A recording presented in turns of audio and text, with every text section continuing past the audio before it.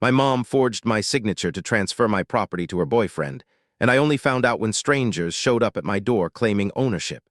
I still remember the exact moment my entire understanding of my family collapsed in a single conversation. It wasn't loud or dramatic at first. It was just a man I had never seen before standing on my front steps, holding a folder, asking when I planned to move out of his property. At first, I actually laughed because I thought it was some kind of mistake. But then he said my mother's name, and then he showed me a photocopy of a signed deed that had my signature on it. Except I never signed anything, not even close. That was the moment I realized something in my life had been rewritten without my permission. My mom has always been the kind of person who insists she is just handling things for the family. She manages everyone's paperwork, reminders, bills, even birthdays. I used to think it was convenient. Looking back, it was control disguised as care. She lived with her long-term boyfriend, Aaron, who I never fully trusted but could never quite explain why. He always spoke softly, always smiled at the right times, always said things like, "Family is complicated, isn't it?" And I always felt like I was being studied when he looked at me. The property in question wasn't some mansion or fortune. It was a small parcel of land my late father left me, along with a modest single-story house built on it. It wasn't flashy, but it was mine. Or at least I thought it was. My father had made it very clear in his will that it was meant for me alone. My mom was supposed to manage it until I was stable. That word, stable, was her favorite weapon against me. The stranger at my door introduced himself as someone who had legally acquired the property through a transfer from my mother. He even said it casually, like we were discussing groceries.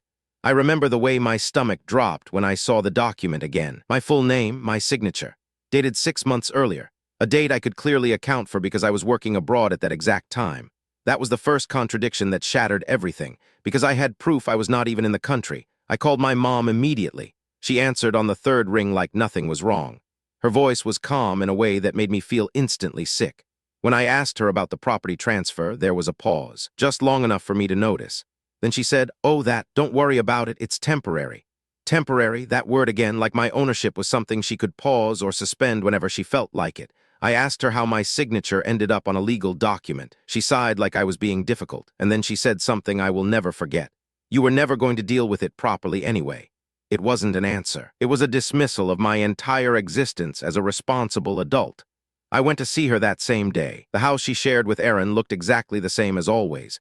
Too clean, too controlled, like nothing messy was ever allowed inside. Aaron opened the door before I even knocked properly. He smiled like he was expecting me. That alone made my skin crawl. My mom was sitting at the dining table with neatly stacked papers in front of her, like she had prepared for this conversation in advance. She didn't even look surprised to see me. She just said, "Sit down." I didn't sit. I asked her again about the signature. She finally looked at me directly, and she said, "I signed it for you." For a moment I thought I misheard her, so I asked her to repeat it. She didn't hesitate. "I signed it for you. You were overseas. It needed to be handled, and I know your handwriting well enough." Aaron nodded beside her like this was normal, like parents routinely sign their adult children's legal documents. I felt my voice shaking when I asked her if she understood what she had done. She actually smiled a little, not kindly, more like she was amused by my reaction. "You're making this bigger than it is," she said. "It's still in the family." That was the moment I realized she didn't see it as theft. She saw it as rearrangement. I turned to Aaron and asked him directly what his role was in all of this. He raised his hand slightly like he wanted to appear neutral. "I advised her to simplify the paperwork," he said. "That's all." Simplify, another soft word hiding something sharp. I left before I said something I couldn't take back. But the second I got home, I started pulling every document I had. Old emails, scans, copies of the deed from when my father passed, and that's when I noticed the second contradiction. The ownership record had been altered not just once, but twice. The first change transferred the property into a family trust. The second moved it from the trust to Aaron's name. My mom's signature appeared on both, and mine appeared on one. But I had never signed anything, not even remotely similar. I confronted her again the next morning. This time my sister was there too. That changed everything, because my sister always sided with my mom no matter what. Before I even spoke, my sister said, "Stop attacking her. She's trying to keep everything stable." Stable again, that word was spreading through the family like a script. I showed them the documents. My sister barely looked at them. My mom did, but only briefly. Then she said, "You're exhausted. You're imagining things." That was the first time I realized they might genuinely believe their version of reality. Aaron finally spoke up, still calm. "Look," he said, "this property was sitting unused. Your mom and I have been maintaining it. Taxes, repairs, everything. It made sense to formalize it." I asked him why it was transferred into his name specifically. He smiled slightly and said, "Because I handle the financial side of things." That answer didn't explain anything, but it revealed something worse. He wasn't just involved. He was steering it. My mom didn't deny it. She just looked tired and said, "He's been helping me for years. You don't see how much I deal with." That sentence reframed everything. In her mind, this wasn't betrayal, it was repayment, but I still couldn't understand the forged signature. That part felt too deliberate to ignore, so I asked her directly how she justified that. She hesitated for the first time. Then she said, "You were unreachable. I needed authority." It wasn't justification. That was panic dressed as logic. I left again, but this time something stuck with me. Unreachable. I checked my travel records again. I had been abroad for work for 3 months during the date she signed the deed. But there was one period when I was home briefly between contracts. A short 2-day window. That's when I noticed something else. During that exact window, my mom had asked me to sign some insurance forms without explaining them. She had placed them on the kitchen counter with a pen already ready. I remembered signing them quickly because I was rushing to catch a flight again. At the time, I didn't think anything of it.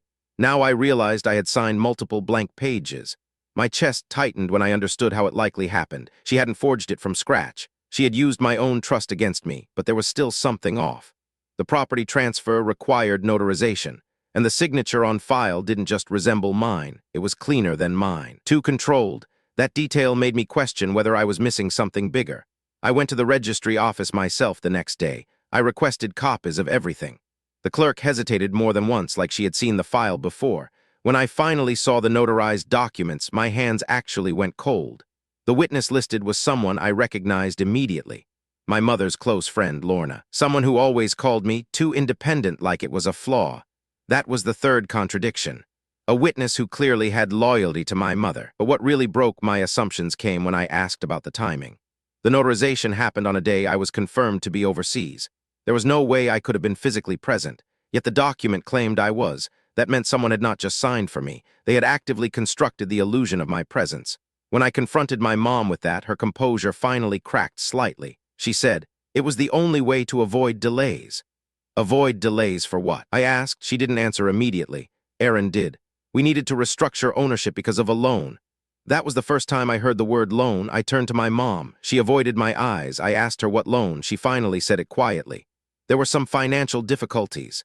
That was a new layer I hadn't expected. Not greed, not inheritance theft, debt. Aaron explained it like it was obvious. The property had been used as collateral for a business loan tied to him and my mom. If it wasn't transferred, they risked losing everything. That changed the shape of the story completely, but it didn't explain why I was left out of it. I asked her why she didn't tell me. Her answer was immediate. "Because you would have said no." And she wasn't wrong, but what she said next hurt more. "And because you don't handle pressure well." That sentence reframed me as a liability in my own family. I realized then that the forgery wasn't just about deception. It was about exclusion. They had decided I couldn't be trusted with the truth of my own property. My sister finally spoke again, softer this time. "She's been stressed for months. You weren't here. We had to do something." We, not she, not Aaron, we. That was the real betrayal forming in real time. I asked my sister if she understood that my name was forged. She hesitated, then said, "It's still your family property. Nothing changed in that sense." That logic felt like stepping into a conversation where rules didn't matter anymore. I left again, but this time I didn't feel anger. I felt disorientation, because every version of this story they gave me made partial sense, but none of them were complete. Over the next week, I started quietly speaking to a lawyer, not to escalate, just to understand. And that's when I learned something crucial. Even if my mom had signed under pressure, the document chain was legally questionable because of the absence of my verified consent. But I hesitated, because legally challenging it would destroy my relationship with my family permanently. And I wasn't sure I was ready for that. Before I could decide, my mom called me. She sounded different, less defensive, more exhausted. She asked me to come over alone. When I arrived, Aaron wasn't there. My sister wasn't there either, just her. She looked smaller somehow, like the situation had finally caught up to her. She said, "I didn't want it to go like this."